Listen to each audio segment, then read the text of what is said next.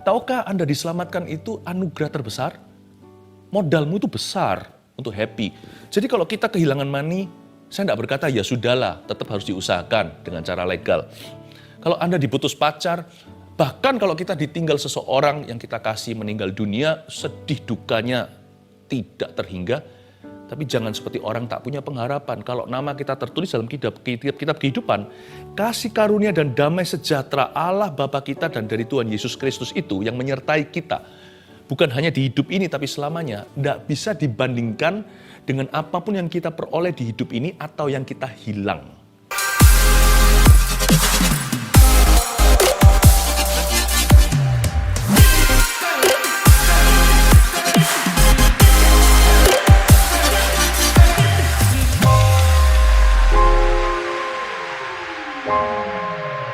Hari ini kita akan bahas seperti yang saya janjikan, pilihan-pilihan hidup yang membahagiakan. Ambil catatan, Filipi pasal pertama, Filipi 1 ayat 1 sampai 18. Itulah pembahasan kita hari ini. Pilihan-pilihan hidup yang membahagiakan. Filipi 1 kita buka ya, kita baca. Salam pembukaannya. Ayat 1, dari Paulus dan Timotius, hamba-hamba Kristus Yesus kepada semua orang kudus dalam Kristus Yesus di Filipi dengan para penilik jemaat dan diaken. Kasih karunia dan damai sejahtera dari Allah Bapa kita dan dari Tuhan Yesus Kristus menyertai kamu. Ayat 2 ini bicara tentang modal setiap orang Kristen untuk berbahagia. Aneh ya, hari-hari ini dunia itu mencari kebahagiaan di tempat yang salah. Pesta pora, harta benda. Padahal hal-hal itu sementara sih kita punya sekarang, kita thrill atau kita merasa excited, bergairah, paling 1 minggu atau 1 bulan. Lalu setelah itu jadi biasa. Sumber sukacita yang benar itu Kristus. Makanya Paulus berkata gini, kasih. Makanya Tuhan ngomong begini sama Paulus pada waktu Paulus dicobai.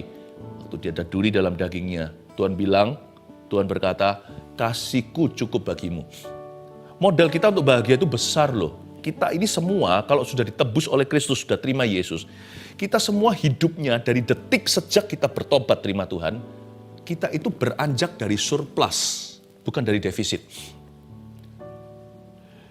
Kalau kita hitung kehidupan sekarang dengan dibandingkan, jika kita hitung hidup, maksudnya kalau hidup kita sekarang dibandingkan kekekalan, susah, suka, duka kita itu tidak seberapa. Suka tidak seberapa, duka kita juga nggak seberapa. Nama kita tertulis di kitab kehidupan. It couldn't be better than that. Tidak bisa lebih baik dari itu. Nggak percaya? Coba andaikan orang-orang yang meringkuk di neraka hari ini bisa keluar sebentar saja, mereka pasti ban kamsyah bahasa Hokkiannya. Mereka akan beribu-ribu, puluhan ribu, jutaan, miliar kali berterima kasih. Tahukah Anda diselamatkan itu anugerah terbesar? Modalmu itu besar untuk happy. Jadi kalau kita kehilangan money, saya tidak berkata ya sudahlah, tetap harus diusahakan dengan cara legal. Kalau Anda diputus pacar, bahkan kalau kita ditinggal seseorang yang kita kasih meninggal dunia, sedih dukanya tidak terhingga. Tapi jangan seperti orang tak punya pengharapan. Kalau nama kita tertulis dalam kitab kehidupan, kasih karunia dan damai sejahtera Allah Bapa kita dan dari Tuhan Yesus Kristus itu yang menyertai kita. Bukan hanya di hidup ini tapi selamanya. Tidak bisa dibandingkan dengan apapun yang kita peroleh di hidup ini atau yang kita hilang di dalam dunia. Jangan mengeluh, please. Berhentilah ngomel. Ya, berhentilah. Andai kata si kaya yang dibakar di api penghakiman itu, yang minta kepada Tuhan, pada Bapak Abraham untuk mencelupkan jarinya, kasih setetes air karena dia dahaga, dan minta tolong supaya memperingatkan kelima saudaranya di rumah yang tidak takut akan Allah, kalau perlu kirimlah Lazarus, si pengemis yang takut akan Tuhan yang mati di depan rumahnya. Andai kata orang mati bisa berbicara, andai kata arwah bisa ngomong hari ini, mereka akan memperingatkanmu. Udahlah, gitu aja kok. Kamu punya Yesus kan, kamu orang yang paling happy. Udahlah, andai kata mereka bisa berbicara. Tapi jangan cari arwah, cari Roh Kudus. Roh Kudus berbicara kepada kita itu lebih baik, lebih benar, lebih tepat. Modal kita untuk bahagia itu besar, karena modal kita itu kasih karunia, keselamatan. Dan damai sejahtera nggak bisa dibeli oleh dunia. Itu kita punya. nggak tanggung lagi, dari Allah Bapa kita, plus dan dari Tuhan Yesus Kristus. Bukan Allah itu ada dua, bukan. Bicara tentang kepenuhan Allah Tritunggal. Kasih karunia nggak tanggung-tanggung, nggak dari satu alamat saja. Damai sejahtera dari Allah Bapa dan dari Tuhan Yesus Kristus. Apa yang Tuhan punya itu punyamu. Sekalipun tidak semua dikeskan dalam hidup ini, jangan serakah. Tidak semua keinginan kita dikabulkan. Bahkan kadang-kadang kebutuhan kita pun kita mengalami pencobaan untuk sabar sebentar. Doa-doa kita mungkin sampai hari ini masih ada yang tertunda. Tapi selama kita punya Yesus, kita punya segala. Tapi waktu saya baca di ayat 2, kasih karunia damai sejahtera dari Allah Bapa dan dari Tuhan Yesus. Mana Roh Kudus? Nggak disebut, karena dia tinggal di dalam dirimu. Wow! Bukan hanya kita dapat keselamatan, Roh Allah di dalam kita, hidup di dalam diri kita. Kurang apa? Ya, saya nggak bicara begini berarti kita nggak perlu meminta untuk kebutuhan kita. Doa Bapa kami itu apa? Berikan kami rezeki kami hari ini. Bukan berarti kita nggak punya keinginan. Bergembiralah karena Tuhan, maka Tuhan akan memberikan apa yang diinginkan oleh hatimu. Gembira dulu. Bukan dapat dulu baru happy. Happy dulu baru dapat. Bahagia dulu baru memperoleh. Roh Kudus itu dia tinggal di dalam dirimu. Your best friend forever. BFF itu. Nggak hanya di hidup ini, selama-lamanya dialah materai keselamatanmu. Sebelum saya lanjut bicara tentang pilihan-pilihan hidup yang membahagiakan, saya berikan dulu landasan, alasan kenapa kita harus bahagia. Jadi orang Kristen nggak happy, berarti orang paling konyol di seluruh universal, di seluruh dunia. Harusnya Christians, orang Kristen yang lahir baru adalah the happiest people on earth. Orang yang paling kuailah, sila, mancu dalam bahasa Chinese, paling puas lahir batinnya. Ucapan syukur dan doa kita lanjut lagi. Sekarang saya ajarkan pilihan-pilihan gimana kita memilih dengan hati.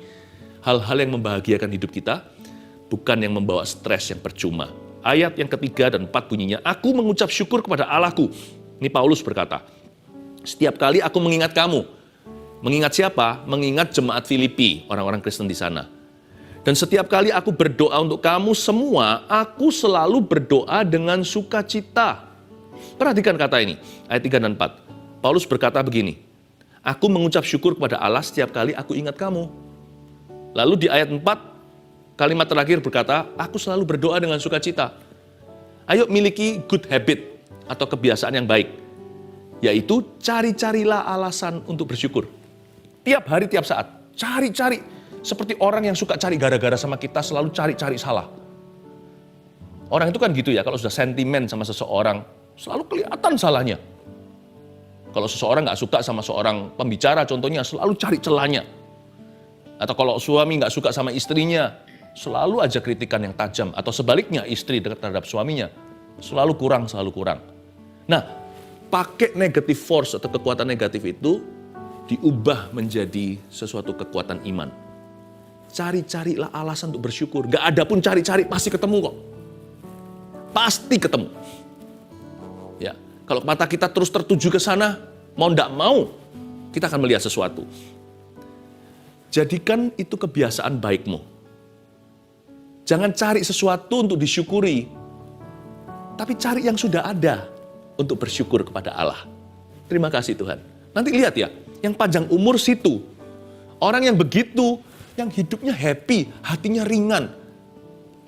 Nggak perlu kita itu minta doa, minta Tuhan kasih kesehatan. Hati yang gembira adalah obat. Itu sudah built in di dalam diri kita. Itu sudah keluar zat istilahnya. Di dalam diri kita itu berkat mengalir setiap kali ada hati bersyukur. Cari-carilah alasan untuk bersyukur. Ayat 5, coba lihat bagaimana Paulus bersyukur. Aku mengucap syukur kepada Allahku karena persekutuanmu, katanya kepada jemaat Filipi. Persekutuanmu dalam berita Injil, mulai dari hari pertama sampai sekarang ini. Paulus tuh hebat ya, saya nggak tahu ada masalah apa sama Filipi. Kalau menurut saya sih surat ini nggak ada kritikannya. Tetapi pasti ada masalah lah, mana ada gereja yang sempurna, nggak ada jemaat yang perfect itu. Kalau kita ada 1.000 orang Kristen di sebuah gedung, kita punya 1.000 problem. Itu minimalis. 1.000, satu orang nggak punya satu problem saja. Aku mengucap syukur pada Allah karena persekutuanmu, dia berkata persekutuanmu dengan Injil itu dari sejak semula pertama sampai sekarang. Andai kata di sini ada yang mengeluhkan pernikahannya, wah dikit-dikit udah bilang cerai nih hari-hari ini udah heboh sekali. Apalagi Di masa pandemi ketemu terus. Wah, yang masalah semualah borok-borok lama, ex-exnya mulai disinggung dalam pembicaraan, lalu mulailah suka sikat sana sini, dan selalu kritikan tanpa pujian menjadi keseimbangan dalam pernikahan. Coba bayangkan, ada orang-orang yang begitu hari ini. Saya kasih saran belajar dari Paulus. Dia berkata, aku mengucap syukur sama Allah, kalau nggak ada sesuatu yang bisa kusyukuri sekarang, aku menggali sumur dulu. Dahulu kala sejak pertama kali aku ingat pada saat engkau berkata I do atau saya bersedia di altar. Kalau pernikahan Anda sudah menjadi begitu terpuruk, ingatlah hari Anda dinikahkan di gereja. Hari H, hari perdana Anda disebut pria dan istrinya, masih bisa disyukuri kan? Itu kan tanpa cacat celah. Paling dekornya kurang lah, apalah. Tetapi hadirat Allah, ingat itu. Firman yang dibagikan, ciuman pertama.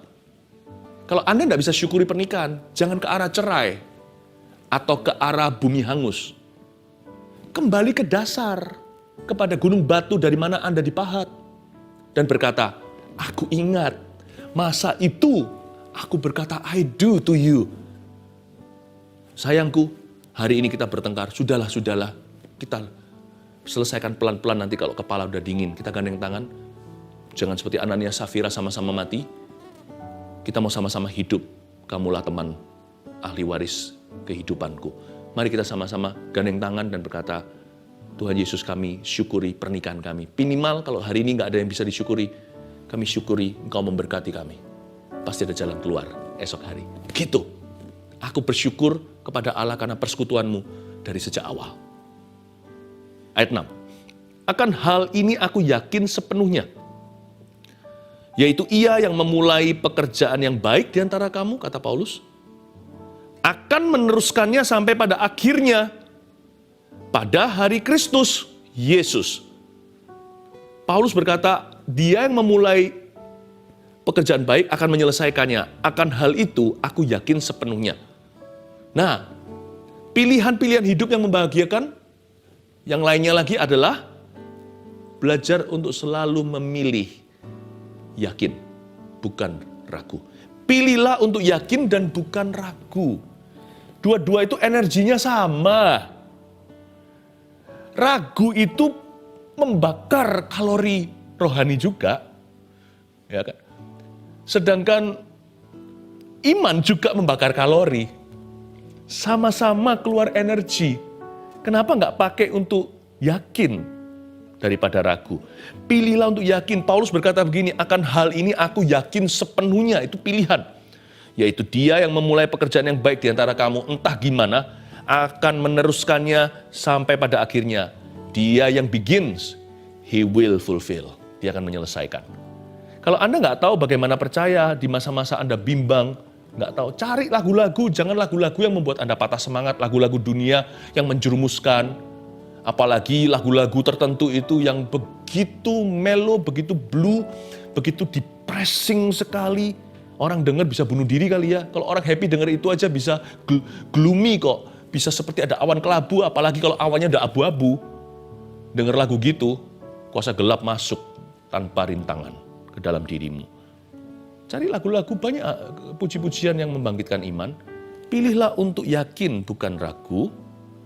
Dan kalau Anda tidak bisa percaya, Anda tidak merasa sedang percaya, Anda ngomong begini aja, Tuhan, aku memilih untuk percaya dalam nama Yesus.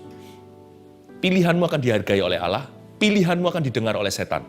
Pilihanmu juga akan terdengar oleh kuping dan telinga sendiri, sehingga otot sendi sumsummu akan meresponi firman Allah. Jangan lupa di dalam diri kita itu hampir semua itu water, air. Dan pada mulanya, menggenanglah air di permukaan bumi, bumi belum berbentuk. Terdengarlah firman, ada suara, jadilah terang, terang jadi. Apapun yang disuarakan terjadi. Be careful what you say to yourself. In your presence, apapun yang Anda katakan pada dirimu sendiri, di hadiranmu sekalipun kau katakan pada orang lain, atau katakan pada tembok, be careful, hati-hati. Pilihlah untuk percaya. Kalau nggak bisa percaya rasanya, katakan begini dengan sengaja. Tuhan, aku memilih untuk percaya in Jesus' name. Udah, perasaannya akan follow up nanti. Akan menyusul. Kalau feelingnya nggak ada, nggak apa-apa. Feeling is not the greatest, trust me. Faith is. Iman yang terbesar, bukan perasaan. Ya, ayat 7. Memang sudahlah sepatutnya aku berpikir demikian akan kamu semua, sebab kamu ada di dalam hatiku. Ya. Oleh karena kamu semua turut mendapat bagian dalam kasih karunia yang diberikan kepadaku. Baik pada waktu aku dipenjarakan, maupun pada waktu aku membela dan meneguhkan berita Injil. Saya suka sekali, Paulus itu positif gitu orangnya.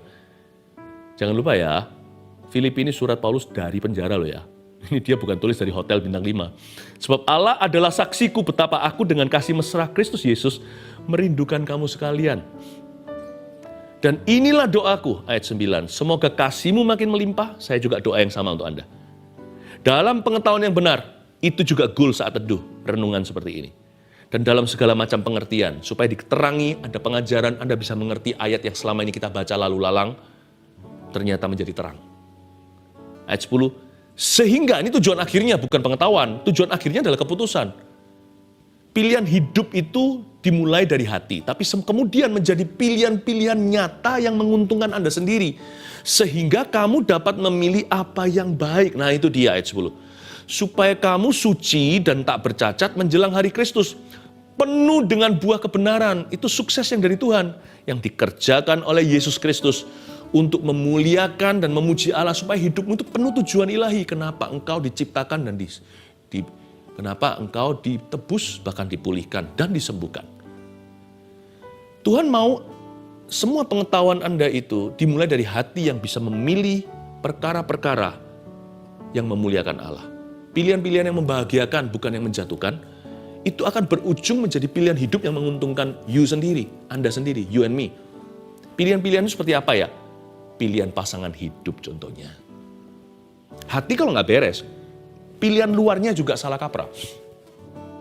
Banyak orang itu bukan cari pasangan hidup. Mereka cari pelampiasan. Ada juga orang-orang kalau soal PH ya. Dia sendiri nggak memilih jadi seorang pria yang bertanggung jawab kok. Bagaimana dia bisa pilih pasangan? How? Apa yang Anda bangun? Anda nggak bangun diri sendiri, Anda mau bangun apa dengan orang lain? Kalau satu orang satu masalah, dua dikuadratkan lebih masalah lagi. Itulah sebabnya barang siapa diajari Kristus untuk memilih dengan hati, memilih apa yang benar dan baik di mata Allah, itu akan berujung dan akan imbasnya ke pilihan hidup juga. Pilihan apalagi pilihan jurusan bagi anak-anak muda, mahasiswa. Pilihan pekerjaan. Memang sekarang pekerjaan sih nggak ada pilihan ya. Tapi kita bisa memilih menjadi orang seperti apa dalam pekerjaan kita. Choose today. Saya selalu punya satu prinsip. Ya saya nggak sempurna. Berkali-kali saya juga kurang tepat, pasti ada kekurangan setiap kita dan kelemahan. Tapi saya pada prinsipnya, saya ingin memilih apa yang berkenan kepada Allah, apa yang memuliakan Dia, dan apa yang Tuhan perintahkan dalam kehidupan saya. Sebab saya tahu Tuhan itu adalah sumber kehidupanku. Jadi Tuhan yang paling tahu apa yang terbaik untukku. Kesaksian Paulus dalam penjara ayat 12, kita sampai ayat 18, aku menghendaki saudara-saudara supaya kamu tahu bahwa apa yang terjadi atasku ini justru telah menyebabkan kemajuan Injil. Jangan lupa, Paulus dari penjara menulis surat ini. Bahwa dia berkata, aku kepingin supaya kamu tahu kalau apa yang terjadi atas saya ini justru telah menyebabkan kemajuan. Sehingga telah jelas bagi seluruh istana dan semua orang lain bahwa aku dipenjarakan karena Kristus. Ya, jadi tambah nyata, tambah viral. Semua orang tahu aku di sini karena Tuhan, bukan karena skandal moral. Dan kebanyakan saudara dalam Tuhan telah beroleh kepercayaan karena pemenjaraanku untuk bertambah berani berkata-kata tentang firman Allah dan dengan tidak takut. Jadi orang lain semakin terinspirasi. Paulus aja loh bisa sukacita, apalagi kita. Dia berani beritakan firman Tuhan di balik jeruji, apalagi kami yang bebas merdeka. Bisa nangkep nggak ya? Suara Petrus, di balik suaranya itu ada satu karakter yang luar biasa indah. Ayo dicontoh dia, coba saya intisarikan Paulus seperti apa. Orang ini selalu lihat positifnya dan hitung berkatnya. Dari penjara dia lakukan ini. Bahkan berkat terselubung di balik bencana sekalipun, karena bagi dia masuk penjara itu bencana. Berapa tahun hidupnya melayang begitu aja, dia pun gak salah. Orang salah aja bencana kok. Kalau di penjara apalagi Paulus nih. Tapi dia bisa ngomong begini, Tunggu saudara-saudara. Dia malah kuatkan. Apa yang terjadi atasku ini justru menyebabkan kemajuan. Orang ini selalu lihat positifnya dan selalu hitung berkatnya. Count your blessing, name them one by one. Count your blessings, see what God has done. Count your blessings, name them one by one. Count your many blessings, see what God has done. Hitung berkatmu, hitung satu persatu. Hitung berkatmu, ingatlah semua yang Tuhan sudah lakukan. Ini Paulus. Orang dalam penjara bisa ngomong begitu. Anda juga bisa ngomong yang sama. Ya, apa yang terjadi dengan aku bukan sebagai alasan nih ya. Ini kalau orang malas tidak berbuat sesuatu ya itu namanya alasan. Tapi kalau kita sudah berusaha, tidak bisa berbuat apa-apa. Belajarlah menerima dan berkata, aku akan terus berusaha, tapi hatiku aman kok. Semua yang terjadi padaku ini, hari ini mengajari aku sesuatu. Aku jadi lebih rendah hati. Aku lebih nggak matre orangnya, lagi nggak materialistis. Aku lebih jadi orang yang memperhatikan orang lain, lebih peka atau lebih mencintai, bisa bersyukur untuk perkara sederhana. Aku jadi family man mau nggak mau sekarang. Coba cari-cari seperti yang saya katakan tadi, cari alasan bersyukur, sekarang cari-cari berkatnya di mana. Lihat positifnya. Amin. Terakhir, ayat 15 sampai 18. Ini Paulus punya musuh nih. Ada orang yang memberitakan Kristus karena dengki dan perselisihan. Tetapi ada pula yang memberitakannya dengan maksud baik. Paulus punya hater nih. Paulus punya orang-orang yang merugikan dia, yang sengaja serang dia. Orang-orang yang tidak setia kawan. Atau pengkhianatan. Mereka ini memberitakan Kristus karena kasih. Sebab mereka tahu bahwa aku ada di sini untuk membela Injil. Ada yang begitu. Ada yang ikut Paulus, ada yang memberitakan firman karena terinspirasi dengan Paulus. Tapi juga ada yang karena persaingan. Tetapi yang lain karena kepentingan sendiri dan dengan maksud yang tidak ikhlas. Sangkanya dengan demikian mereka memperberat bebanku dalam penjara. Jahat ya, ini saudara palsu. Belum lagi Paulus itu menghadapi orang-orang luar yang tidak takut akan Tuhan, tidak kenal Tuhan, tidak mengakui Tuhan, yang menentang jalan Tuhan. Paulus juga menghadapi di dalam rumahnya sendiri, di dalam kemahnya, pengkhianatan demi pengkhianatan. Ini orang berat loh. Ini yang namanya jatuh tertimpa tangga gitu ya. Jatuh tertimpa tangga. Ini yang namanya orang itu sudah dibalik jeruji, jatuh pula besinya. Gimana ini? Saya mau ajarkan poin yang terakhir supaya Anda mengerti. Ini orang berkata seperti ini. Sangkanya, mereka ini menyangka dengan demikian memperberat bebanku dalam penjara. Salah. 快不快乐我自己安排 happy not happy I decide for me. Itulah kira-kira gitu. Saya senang nggak senang, bahagia nggak bahagia, nggak di tangan orang kok. Sangkanya mereka sangka mereka bisa memperberat bebanku, buat saya stres dan depresi, buat saya sedih dan bunuh diri. No. Senang nggak senang, happy nggak happy, saya tentukan sendiri. Paulus ini saya kagumi. Ayat 18 terakhir. Tetapi tidak mengapa, kita belajar dari attitude-nya, sikap hatinya. Tetapi nggak mengapa, sebab bagaimanapun juga Kristus diberitakan. Kayaknya seluruh sorga berdiri tepuk tangan ini semua malaikat. Baik dengan maksud palsu maupun dengan jujur. Tentang hal itu aku bersukacita. Dan aku akan tetap bersukacita, sukacitanya kuadrat. Dia memilih dan double memilih. Mau mati lagi, hidup lagi, akan pilih yang sama itu lagi. Aku akan selamanya be a happy person. Karena pilihan hidupku membahagiakan. Pilihan hatiku sudah tetap. Dia berkata, tetapi tidak mengapa. Itu kuncinya. Tetapi tidak mengapa. Nggak apa-apa lah ya. Bahasa Hokkiannya, cincai lah. Poin terakhir itu simple sekali. Pilihlah selalu untuk mengampuni dan melepaskan. Let go! Let go. Ini yang saya sebut belajarlah, ini yang selalu saya ingatkan diri sendiri selalu untuk belajar cuek untuk hal-hal yang gak perlu. Senantiasa selalu kita pikirin dan kita bawa perasaan. Belajarlah cuek untuk hal-hal yang Tuhan tidak menganggap itu penting, sekalipun bagimu penting sekali, karena personal sekali, personal, itu sangat pribadi. Tersinggung contohnya, orang mikir apa, dan sebagainya. Ada banyak 1001 hal yang kita anggap penting. Tuhan berkata itu sampah. Tetapi menangislah dengan orang yang menangis, merataplah dengan orang meratap. Serahkan air matamu untuk perkara-perkara Allah. Atau bahkan bahagiamu, sedihmu, perasaan, 1001 feeling yang Tuhan ciptakan itu berikan untuk Tuhan. Kembali kepadanya yang menciptakannya. Belajar cuek untuk hal-hal yang Tuhan anggap hal-hal itu tidak kekal. Pilihlah untuk melepaskan, mengampuni, melepaskan. Tapi Pastor Philip, saya bisa ngampuni, nggak bisa melepaskan. Kalau kita ngampuni, nggak bisa lepaskan, itu orang yang kita ampuni itu untung, karena kita ampuni kan, kita nggak berbuat sesuatu yang jahat. Tapi kita yang rugi, karena itu akan menjadi senjata makan tuan, bumerang, lalu kembali ke feeling kita, dan masuk ke jiwa kita, grogotin roh kita, dan kita akan mati rohani. Tapi orang yang mengampuni dan melepaskan itu smart untuk dirinya. Karena ketika dia lepaskan, belenggu itu pun runtuh dari hatinya. Dia jadi orang yang paling bebas merdeka, jeruji pun tidak bisa menahannya. Dia berkata, happy ya ya ya. Lagu sekolah minggu saya masih ingat, happy ye ye ye, saya senang jadi anak Tuhan. Itu lucu sih, lugu. Tapi betapa betulnya lagu itu. Siang jadi kenangan, malam jadi impian, cintaku semakin mendalam. Kuai bu kuai le wo ziji anpai. Happy or not happy, I decide for me. And Jesus has already bought that at a price, his life. Yesus sudah membelinya dengan harga yang termulia, yaitu dengan hidup dan nyawanya. Let go, lepaskan di hatimu. Ya sudahlah. Belajar untuk bisa bilang begini, nggak usah bahasa Hokiannya, bahasa Indonesianya. Coba ngomong sama kiri kanannya kalau Anda di sebelah sana sini, kalau Anda di rumah katakanlah atau di mana. Mungkin di tempat kerja, beberapa mungkin dari rumah sakit ini, dari ICU, beberapa perawat, ya kan. God bless you ya, terima kasih untuk tenaga medis dan yang berjuang di garda depan.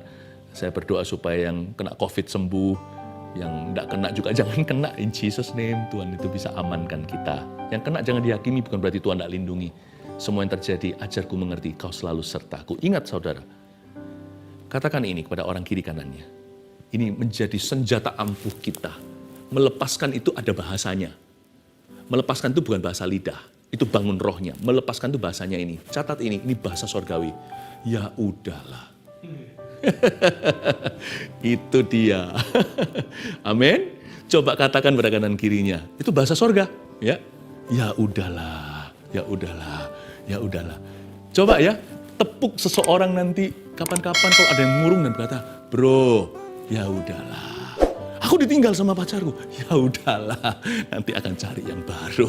Tuhan akan berikan nanti ya. Aku jatuh bisnisnya, ya udahlah, bangkit lagi, dibangun pelan-pelan, tabung lagi. Nggak apa-apa kok. Tuhan nggak kemana-mana kok, nggak keburu-buru. Kekekalan ada banyak harta untuk Anda. Kalau nggak bisa semua kembali di sini, ya udahlah saudaraku. Amin.